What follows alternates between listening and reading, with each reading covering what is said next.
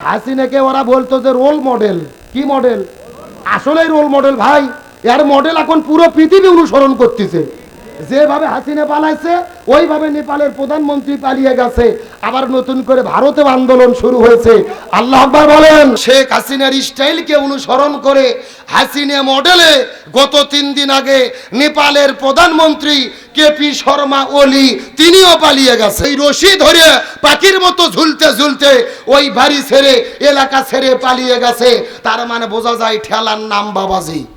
আর কয়েকজন মন্ত্রীকে ধরে জনগণ এমন পিটাইছে, পরনত পোশাক নাই, লঙ্গি নাই, ন্যাংটা হয়ে উলঙ্গ হয়ে দৌড়াচ্ছে। জনগণ জুতো দিয়ে পিটাচ্ছে, নদীর মধ্যে লাফ দিয়েছে, তাও পিটানি বন্ধ হয় নাই। এই পৃথিবীতে যে যত জুলুম করে তার পতন তত নিকৃষ্ট হয়। ক্ষমতা পাইয়া জুলুম করা যাবে না। ফিরাউন জুলুম করেছে, আবু জেহেল জুলুম করেছে, হাসিনা জুলুম করে বিদায় নিয়েছে। আবার নতুন করে যারা জুলুম করবে তাদেরও এইভাবে পালাতে হবে।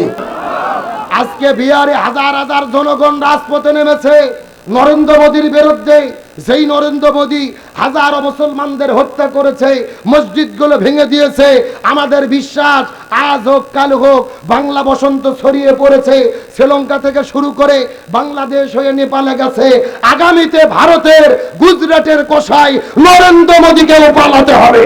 শেখ হাসিনার স্টাইলকে অনুসরণ করে হাসিনা মডেলে গত 3 দিন আগে নেপালের প্রধানমন্ত্রী কেপি শর্মা ওলি তিনিও পালিয়ে গেছে। আল্লাহ আকবার বলেন। আপনারা ভিডিওর মধ্যে দেখেছেন নেপালের প্রধানমন্ত্রী পালিয়ে যাচ্ছে হেলিকপ্টারে চড়ে। একটা প্রধানমন্ত্রীর বাসায় গেছে, হেলিকপ্টারে ওঠা যাবে 4 জন, পরিবারের লোক হলো 8 জন। নিচে আগুন জ্বলতিছে, 4 জন হেলিকপ্টারে চড়েছে। আর 4 জন কি করবে? হেলিকপ্টার থেকে দড়ি ফেলে দিয়েছে। ওই রশি ধরে পাখির মতো ঝুলতে ঝুলতে ওই বাড়ি ছেড়ে এলাকা ছেড়ে পালিয়ে গেছে। তার মানে বোঝা যায় ঠেলার নাম বাবাজি। চিন্তা করে দেখেছেন কম ঠেলা? আচ্ছা বলেন তো, বিড়াল গাছের চড়ার জন্য কি কোনো মাস লাগে? ঠেলাত পরেই বিড়াল গাছের চড়ে। একেবারে দড়িতে ঝুলতে ঝুলতে, জীবনের রিস্ক নিয়ে হেলিকপ্টারে ঝুলতে ঝুলতে রশি ধরে পালিয়ে চলে গেল। আর কয়েকজন মন্ত্রীকে ধরে জনগণ এমন পিটাইছে, পরনত পোশাক নাই, লঙ্গি নাই, ন্যাংটা হয়ে উলঙ্গ হয়ে দৌড়াচ্ছে। জনগণ জুতো দিয়ে পিটাচ্ছে, নদীর মধ্যে লাফ দিয়েছে, তাও পিটানি বন্ধ হয় নাই। তার মানে বোঝা যায় যুগে যুগে যারা জুলুম করে, এই পৃথিবীতে যে যত জুলুম করে তার পতন তত নিকৃষ্ট হয়। এখান থেকে আমাদের শিক্ষা নিতে হবে। ক্ষমতা পাইয়া জুলুম করা যাবে না। ফিরাউন জুলুম করেছে, আবু জেহেল জুলুম করেছে, হাসিনা জুলুম করে বিদায় নিয়েছে। আবার নতুন করে যারা জুলুম করবে তাদেরও এইভাবে পালাতে হবে। হাসিনাকে ওরা বলতো যে রোল মডেল। কি মডেল? আসলেই রোল মডেল ভাই। এর মডেল এখন পুরো পৃথিবী অনুসরণ করতেছে। যেভাবে হাসিনা পালাইছে ওইভাবে নেপালের প্রধানমন্ত্রী পালিয়ে গেছে। আবার নতুন করে ভারতে আন্দোলন শুরু হয়েছে। আল্লাহ আকবার বলেন। আজকে বিহারে হাজার হাজার জনগণ রাজপথে নেমেছে নরেন্দ্র মোদীর বিরুদ্ধে। যেই নরেন্দ্র মোদী হাজারো মুসলমানদের হত্যা করেছে, মসজিদগুলো ভেঙে দিয়েছে। আমাদের বিশ্বাস আজ হোক কাল হোক বাংলা বসন্ত ছড়িয়ে পড়েছে। শ্রীলঙ্কা থেকে শুরু করে বাংলাদেশ হয়ে নেপালে গেছে। আগামীতে ভারতের গুজরাটের কোষাই নরেন্দ্র মোদীকেও পালাতে হবে। তার কারণ এশিয়া মহাদেশের সবচাইতে বড় ভাইরাস হলো এই নরেন্দ্র মোদী। প্রতিদিন হাজারো মুসলমানদের হত্যা করতেছে। এই যে নেপালের প্রধানমন্ত্রীকে পালাতে হলো, কারণটা কি? তার কারণ হলো ওই দেশের মধ্যে তারা একটা সংস্কৃতি তৈরি করেছিল যার নাম হলো নেপো কিডস। নেপো কিডসটা কি জিনিস? ওই নেপালের প্রধানমন্ত্রী, রাষ্ট্রপতি, সচিবালয়, সরকারি বড় বড় চাকরিজীবী, এদের সন্তানকে তারা স্পেশাল সুযোগ সুবিধা দিত, বাড়ি দিত, গাড়ি দিত, টাকা পয়সা দিত, আইফোনলে ভিডিও করে টিকটক বানাতো। সাধারণ জনগণ ছিল নিম্ন শ্রেণী, এরা হলো উচ্চ শ্রেণী। ওরা সুযোগ সুবিধা পাইতো বেশি, জনগণ পাইতো কম। জনগণ চিন্তা করেছে একই দেশে থাকবো, আমার টাকায় তোমরা দেশ চালাবা, তোমরা থাকবা 8 তালা, আমরা থাকবো গাছতলা। এটা আন্দোলন শুরু করার পরে হাসিনার মডেল অনুসরণ করে ইন্টারনেট বন্ধ করে দিয়েছিল। বাংলাদেশেও আমাদের জোনায়েত আহমেদ পলক নেট বন্ধ করে দিয়ে বলেছিল, নেট তো আমি বন্ধ করিনি, এমনিতেই বন্ধ হয়ে গেছে, ভুলে গেছেন নাকি? ওই একই কায়দা 3 দিন ওরা নেট বন্ধ করে দিয়েছে। তারপরে ছাত্র জনতা রাজপথে নেমেছে। বাংলাদেশে আমরা গণভবন দখল করেছি, আগুন দিয়ে পুরিনি, আর ওদের বাড়ি ঘর পর্যন্ত আগুন দিয়ে পুড়ে ছাই করে দিছে। কেউ বালিশ নিয়ে দৌড়াচ্ছে, কেউ টাকা নিয়ে দৌড়াচ্ছে, কেউ চেয়ার নিয়ে দৌড়াচ্ছে, আসবাবপত্র সব নিয়ে চলে গেছে। তার মানে বোঝা যায় যুগে যুগে যারা জুলুম করে জালেমের পরাজয় করে দেয় কে? ওই ফ্রান্সের প্রেসিডেন্ট ম্যাক্রো রসুলের বিরুদ্ধে কথা বলেছিল, কোরআন শরীফের বিরুদ্ধে কথা বলেছিল, তার বিরুদ্ধে আন্দোলন শুরু হয়েছে। তার মানে বোঝা গেল এতদিন তারা নিজেরা যুদ্ধ বাধাইতো। আজকে জেনজি তরুণ সমাজ জেগে উঠেছে, পৃথিবীর সব জালেমের পতন হবে ইনশাআল্লাহ। আর জোরে বলেন আল্লাহু আকবার। সূরা আল ইমরান 3 নম্বর পারার 13 নম্বর পৃষ্ঠার 4 নম্বর লাইন 4 নম্বর করে 31 নম্বর আয়াতে কারিমা। তাফসীর ইবনে কাসির, তাফসীরে কাবিরি, তাফসীরে কুরতুবি, তাফসীরে মনির, তাফসীরে মারিফুল কোরআন, তাফসীরে খাজিন, তাফসীরে তাবারি, তাফসীরে ফি জিলালিল কোরআন, তাফসীরে তাফহিমুল কোরআন, এই আয়াতের উপর ভিত্তি করে এক নয় দুই নয় অন্তত 10টা তাফসীরি গ্রন্থ আমি দেখেছি। এই আয়াতের মধ্যে আল্লাহ তাআলা এত পরিমাণ কথা বলেছেন, এই আয়াতের উপর ভিত্তি করে বর্তমান প্রেক্ষাপটকে মিল করে যদি আলোচনা শুরু করা হয়, আলোচনা চলতে চলতে দিনের পর দিন চলে যাবে, মাসের পর মাস চলে যাবে, তারপরও আয়াতের আলোচনা শেষ হবে না। একবার জোরে বলা যাবে কি মারহাবা। এই আয়াতের মধ্যে আল্লাহ তাআলা সর্বপ্রথম ডাক দিয়ে বললেন, কুল, হে রাসূল আপনি বলেন। আল্লাহ তাআলা নবীকে আদেশ করেছেন, অর্ডার করেছেন, আমরের সিগা ব্যবহার করে আল্লাহ তাআলা বললেন, কুল, হে রাসূল আপনি বলেন, আপনার উম্মতদেরকে জানাই দেন, ইন কুনতুম তুহিব্বুনাল্লাহ, মানুষেরা যদি আমি আল্লাহ আমার ভালোবাসা পেতে চাই, আমি আল্লাহ আমার সান্নিধ্য লাভ করতে চাই। এখন আমি আপনাদের জিজ্ঞাসা করি, এ বগুড়ার মুসলমান, চিৎকার করে বলেন তো, আমরা আল্লাহর ভালোবাসা চাই কি চাই না? আল্লাহর সন্তুষ্ট অর্জন করতে চাই কি চাই না?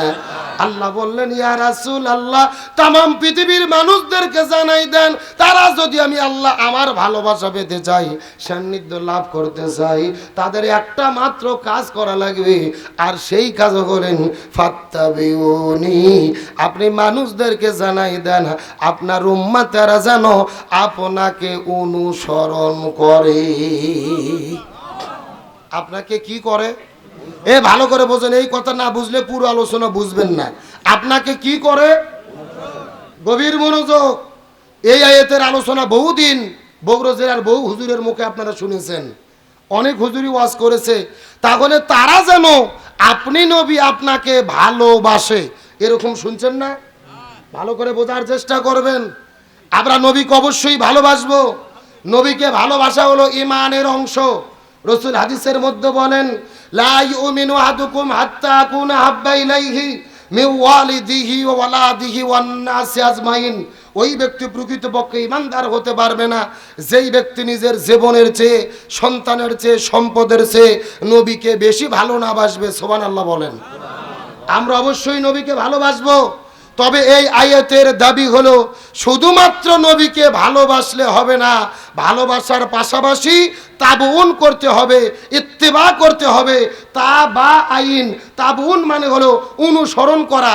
তার মানে বোঝা গেল শুধু ভালোবাসা নয়, ভালোবাসার পাশাপাশি নবীকে কি করতে হবে? সবাই কথা বলেন, কি করতে হবে? এ বগুড়ার মুসলমান গভীর মনোযোগ, ভালো করে বোঝেন। এই বগুড়া জেলায় নবীকে ভালোবাসার লোকের অভাব নাই। বাড়ি রবিউল আউয়াল যখন চলে আসে, হাজার হাজার মানুষেরা মাথায় সবুজ পতাকা বেঁধে মোটর সাইকেল নিয়ে শো ডাউন করে, মিছিল করে, কেক কেটে নবীজির জন্মদিন পালন করে। 12ই রবিউল আউয়ালে খিচুড়ি খায়, হালুয়া রুটি খায়, মিছিল মিটিং করে নবীর জন্মদিন পালন করে। অথচ ওই নবীর বিরুদ্ধে নাস্তিক মুরতাদ বেঈমানেরা যখন কথা বলে, এদেরকে রাজপথে দেখা যায় না। তার মানে বোঝা গেল এরা প্রকৃত আশেকে রাসূল না, এরা হলো আশেকে খিচুড়ি, এরা আশেকে হালুয়া রুটি। 12 তারিখ খিচুড়ি পাওয়া যায়, নবীর ভালোবাসা দেখায়, সারা বছর ভালোবাসা নাই। এগুলো কি প্রকৃতপক্ষে আশেকে রাসূল? না, প্রকৃতপক্ষে আশেকে রাসূল তারা যারা নবীকে ভালোবাসার পাশাপাশি নবীকে কি করে? আরো জোরে বলেন। আর নবীকে অনুসরণ করা আমাদের জন্য আল্লাহ তাআলা কি করে দিয়েছেন? সবাই বলেন। আমার প্রিয় বন্ধুগণ, মুসলমান ভাইরা গভীর মনোযোগ লক্ষ্য করুন। বাপ দাদার কোনো কিচ্ছা কাহিনী বলার জন্য আপনাদের মধ্যে আসে নাই, সরাসরি কোরআন থেকে রিলে করে শোনানোর চেষ্টা করব। আল্লাহ তাআলা নবীজির জীবনকে মেনে চলাকে ফরজ করে দিয়েছেন। এই সম্পর্কে কোরআনের ভেতরে অন্য জায়গার মধ্যে আল্লাহ তাআলা আরো কত চমৎকার করে বক্তব্য দেন। আল্লাহ তাআলার ঘোষণা, ওয়ামা আতাকুমুর রাসূলু ফাকুযুহু ওয়ামা নাহাকুম আনহু ফান্তাহু। সূরা হাসর 28 নম্বর পারার 7 নম্বর পৃষ্ঠার 9 নম্বর লাইন 7 নম্বর আয়াতে কারিমা। তাফসীর ইবনে কাসিরের মধ্য থেকে বলতেছি, আল্লাহ তাআলা ডাকতে বলে, এ পৃথিবীর মানুষেরা মনোযোগ দিয়ে শোনার চেষ্টা করো। এই দুনিয়ার মধ্যে যদি তোমরা শান্তি পেতে চাও আর আখিরাতের মধ্যে যদি তোমরা মুক্তি পেতে চাও, ওয়ামা আতাকুমুর রাসূলু ফাখুযু, নবী যা করেছে, যা করতে বলেছে তা তোমরা করো। ওয়ামা নাহাকুম আনহু ফান্তাহু, নবী যেটা করে নাই, যেটা করতে নিষেধ করেছে সেটা থেকে তোমরা দূরে থাকো। তার মানে বোঝা গেল আমাদের নবীজি পুরো জীবনের ভেতরে যা যা করেছে আমাদেরকেও তাই তাই করতে হবে, আর নবী যেটা করে নাই আমাদের সেটা করা যাবে না। চিৎকার করে বলেন তো দেখি, হুকুম কার? আরো জোরে বলেন। এ বগুড়ার মুসলমান গভীর মনোযোগ লক্ষ্য করুন। আমাদের নবী যে মক্কা থেকে মদিনায় হিজরত করে চলে গেলেন, ওই মদিনায় যাওয়ার পরে মদিনা নামক একটা রাষ্ট্র গঠন করলেন। আমাদের নবীজি ওই মদিনায় যাওয়ার পরে একটা মদিনা নামক রাষ্ট্র গঠন করলেন, আর আমাদের নবী হলো ওই মদিনা নামক রাষ্ট্রের রাষ্ট্রপতি। আমার নবী ছিল রাষ্ট্রপতি। জোরে বলেন, আমার নবী কি ছিল? কে রে নবী রাষ্ট্রপতি ছিল বলতে ভয় লাগে, লজ্জা লাগে? যারা মুখ খুলবে না মনে করবেন যে ওই গ্রুপের লোক। এই আমার নবী ছিল রাষ্ট্রপতি। জোরে বলেন, আমার নবী কি ছিল? আরো জোরে। জোর হলো না। এখন আমি আপনাদেরকে জিজ্ঞাসা করি, বলেন তো, এ বগুড়ার মুসলমান নবী যদি রাষ্ট্রপতি হয়ে থাকে, ওই নবীর তরিকায় আমাদেরকে, আলেমদেরকে, হুজুরদেরকেও রাষ্ট্রপতি হওয়ার দরকার আছে না নাই? এই ওয়াজটা করলেই বিপদ। এই ওয়াজ করলে কি আমরা যদি বলি খাবার পরে মিষ্টি খাওয়া সুন্নাত, সবাই বলে সুবহানাল্লাহ সুবহানাল্লাহ, মানে আরো খাবার চাই। কিন্তু আমরা যখনই বলি জেলের মধ্যে যাওয়া সুন্নাত, নবীর তরিকায় রাষ্ট্রপতি হওয়া সুন্নাত, নবী 27টা জিহাদের নেতৃত্ব দিয়েছে, জিহাদের ময়দানে যাওয়া সুন্নাত, নবী শরীর থেকে রক্ত ঝরাইছে, প্রয়োজনে রক্ত ঝরানো সুন্নাত, নবী দমদান মোবারক শহীদ করে দিয়েছে, প্রয়োজনে নিজেরও দাঁত ভাঙা সুন্নাত। তখনই কিছু কিছু লোক লাভ দিয়ে উঠে বলে, এই হুজুর মনে হয় রাজনীতি করে। এ কথা কোন? এদের কাছে মিষ্টি খাওয়া রাজনীতি মনে হয় না, নামাজ রোজা হজ যাকাত রাজনীতি মনে হয় না, রাসূলের তরিকায় রাষ্ট্রপতি হওয়া রাজনীতি মনে হয়। তার মানে এদের ধান্দা হলো হুজুররা শুধু মসজিদে নামাজ পড়াবে, মানুষ মরে গেলে জানাজার নামাজ পড়াবে, পীরের খানকা শরীফের মধ্যে যাইয়া জিকির করবে, আর মাদ্রাসার মধ্যে যাইয়া বুখারী শরীফ পড়াবে। হুজুর আপনাদের ভাগ করে দিলাম, মসজিদ মাদ্রাসা খানকা শরীফ নিয়ে পড়ে থাকেন, এই দুনিয়ার মধ্যে তাকানোর চেষ্টা করেন না। আলেমদেরকে মসজিদ মাদ্রাসা খানকাগুলো ভাগ করে দিয়ে ওই জালেমেরা পুরো জমিন দখল করে বসে আছে। ভাগ করে দিয়েছে যে হুজুরদের কাজ শুধু নামাজ পড়াবে, জিকির করবে খানকাতে, আর মাদ্রাসায় বুখারী পড়াবে, বাস, এর বাইরে আর কোনো কাজ নাই। অথচ রাসূলের জীবনের সিরাত, আমার নবী মসজিদুন নববীর ইমাম ছিল, আবার মদিনা নামক রাষ্ট্রের রাষ্ট্রপতি ছিল। তার মানে বোঝা গেল রাসূলের সিরাতের শিক্ষা, যিনি মসজিদের ইমাম হবে তাকেই সমাজের ইমাম হতে হবে। আপনাদের কাহালু এই যে গাবতলী শাহজাহানপুরের ভেতরে সবচাইতে বড় মসজিদের ইমাম যিনি হবে তাকেই সংসদ সদস্য এমপি হতে হবে। আপনাদের ইউনিয়ন পরিষদের সবচেয়ে বড় মসজিদের ইমাম যিনি হবে তাকেই ইউনিয়ন পরিষদের চেয়ারম্যান হতে হবে। বাংলাদেশের বাইতুল মুকাররম মসজিদের ইমাম এবং খতিব যিনি হবে তাকেই বাংলাদেশের রাষ্ট্রপতি প্রধানমন্ত্রী হতে হবে। এটাই হলো রাসূলের সুন্নাত। কিন্তু আমাদের মিষ্টি খাওয়া সুন্নাত ভালো লাগে, দাঁত ভাঙা সুন্নাত ভালো। আর এই কথা বললে আমাদের বিপদ হয়। গত 16 বছর হুজুরদের আলেমদের বিপদ কি আমাদের কম ছিল ভাই? কথা বলেন, কম ছিল? এই যে মাহফিল করতেছেন, যদি হাসিনের আমল হতো এতক্ষণ পুলিশ আছে চতুর্দিকে ঘিরে নিত। কথা বল না কা? তবে আল্লাহর কি খেলা, যারা জুলুম করে দেশ থেকে তাদের পালাতে হয়। জালেমের পতন কে ঘটে দেয়? ওই স্বৈরাচার দেশ থেকে পালাতে বাধ্য হয়েছে, যুগে যুগে জালেমের পরাজয় হয়। ওই শেখ হাসিনার স্টাইলকে অনুসরণ করে হাসিনা মডেলে গত 3 দিন আগে নেপালের প্রধানমন্ত্রী কেপি শর্মা ওলি তিনিও পালিয়ে গেছে। আল্লাহু আকবার বলেন। আপনারা ভিডিওর মধ্যে দেখেছেন নেপালের প্রধানমন্ত্রী পালিয়ে যাচ্ছে হেলিকপ্টারে চড়ে। একটা প্রধানমন্ত্রীর বাসায় গেছে, হেলিকপ্টার ওঠা যাবে 4 জন, পরিবারের লোক হলো 8 জন, নিচে আগুন জ্বলতিছে, 4 জন হেলিকপ্টারে চড়েছে। আর 4 জন কি করবে, হেলিকপ্টার থেকে দড়ি ফেলে দিয়েছে, ওই রশি ধরে পাখির মতো ঝুলতে ঝুলতে ওই বাড়ি ছেড়ে এলাকা ছেড়ে পালিয়ে গেছে। তার মানে বোঝা যায় ঠেলার নাম বাবাজি। চিন্তা করে দেখেছেন কম ঠেলা? আচ্ছা বলেন তো, বিড়াল গাছের চড়ার জন্য কি কোনো মাস লাগে? ঠেলাত পরেই বিড়াল গাছের চড়ে। একেবারে দড়িতে ঝুলতে ঝুলতে, জীবনে রিস্ক নিয়ে হেলিকপ্টারে ঝুলতে ঝুলতে রশি ধরে পালিয়ে চলে গেল। আর কয়েকজন মন্ত্রীকে ধরে জনগণ এমন পিটাইছে, পরনত পোশাক নাই, লঙ্গি নাই, ন্যাংটা হয়ে উলঙ্গ হয়ে দৌড়াচ্ছে, জনগণ জুতো দিয়ে পিটাচ্ছে, নদীর মধ্যে লাফ দিয়েছে, তাও পিটানি বন্ধ হয় নাই। তার মানে বোঝা যায় যুগে যুগে যারা জুলুম করে, এই পৃথিবীতে যে যত জুলুম করে তার পতন তত নিকৃষ্ট হয়। এখান থেকে আমাদের শিক্ষা নিতে হবে। ক্ষমতা পাইয়া জুলুম করা যাবে না। ফিরাউন জুলুম করেছে, আবু জেল জুলুম করেছে, হাসিনা জুলুম করে বিদায় নিয়েছে। আবার নতুন করে যারা জুলুম করবে তাদেরও এইভাবে পালাতে হবে। হাসিনাকে ওরা বলতো যে রোল মডেল। কি মডেল? আসলেই রোল মডেল ভাই। এর মডেল এখন পুরো পৃথিবী অনুসরণ করতেছে। যেভাবে হাসিনা পালাইছে ওইভাবে নেপালের প্রধানমন্ত্রী পালিয়ে গেছে। আবার নতুন করে ভারতে আন্দোলন শুরু হয়েছে। আল্লাহু আকবার বলেন।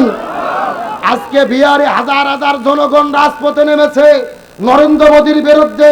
যেই নরেন্দ্র মোদী হাজারো মুসলমানদের হত্যা করেছে, মসজিদগুলো ভেঙে দিয়েছে। আমাদের বিশ্বাস আজ হোক কাল হোক বাংলা বসন্ত ছড়িয়ে পড়েছে। শ্রীলঙ্কা থেকে শুরু করে বাংলাদেশ হয়ে নেপালে গেছে। আগামীতে ভারতের গুজরাটের কোষায় নরেন্দ্র মোদীকেও পালাতে হবে।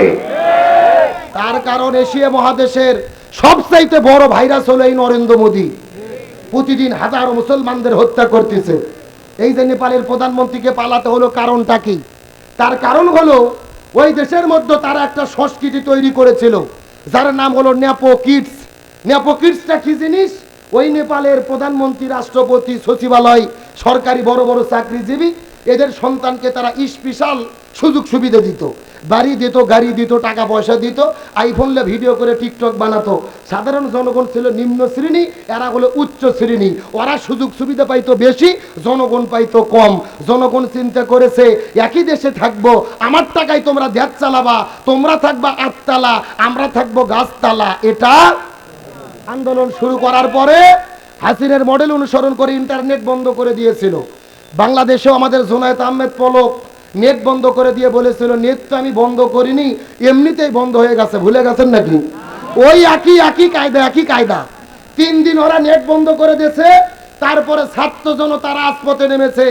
বাংলাদেশে আমরা গণভবন দখল করেছি, আগুন দিয়ে পুড়িনি, আর ওদের বাড়ি ঘর পর্যন্ত আগুন দিয়ে পুড়ে ছাই করে দিয়েছে। কেউ বালিশ না দৌড়াচ্ছে, কেউ টাকা নিয়ে দৌড়াচ্ছে, কেউ চেয়ার নিয়ে দৌড়াচ্ছে, আসবাবপত্র সব নিয়ে চলে গেছে।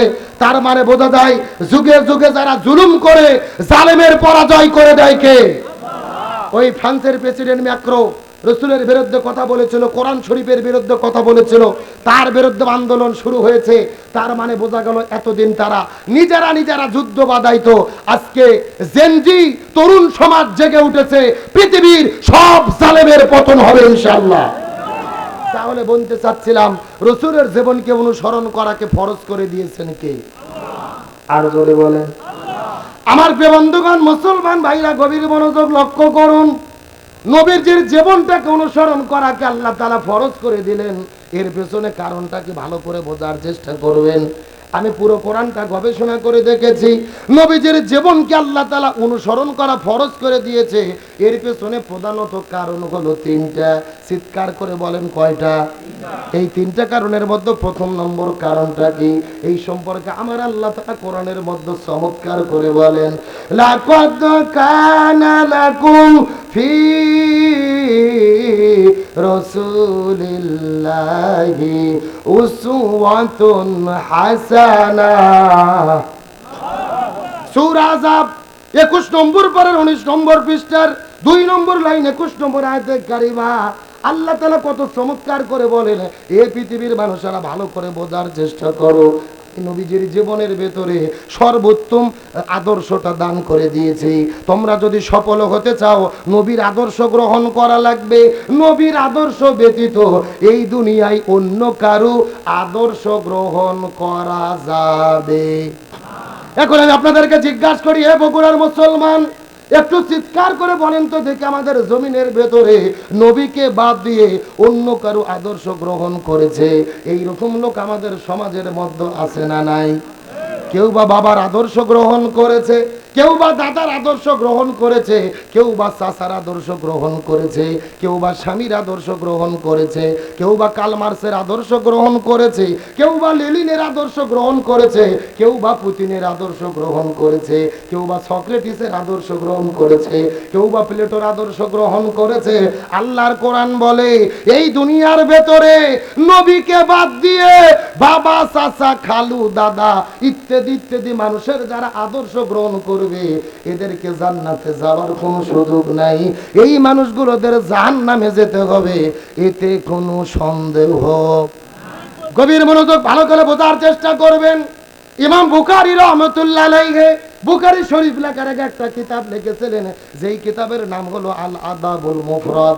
ওই কিতাবের মধ্যে তিনি একটা হাদিস বর্ণনা করে বলেন, হাসরের ময়দানে